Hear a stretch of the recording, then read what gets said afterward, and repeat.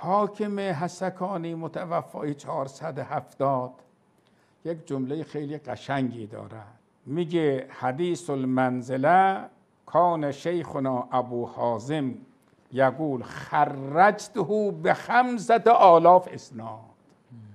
با 5000 سند حدیث منزلت رو جمع کردم. 5000 سند.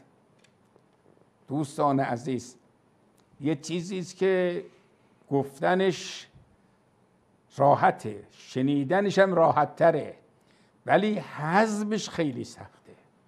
5000 2 تا 3 تا 100 تا 500 تا نه، 5000 سند من برای حدیث منزلت جمع کردم.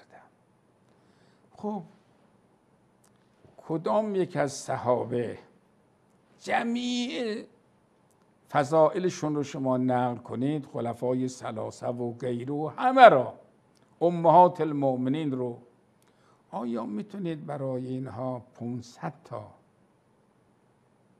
حدیث جمع بکنید ولو ضعیف؟ ولی برای حضرت امیر حدیث منزلتش 5000 سند. یعنی کاملا با هم مختلفه، اینطوری نیست که با هم یکی باشد.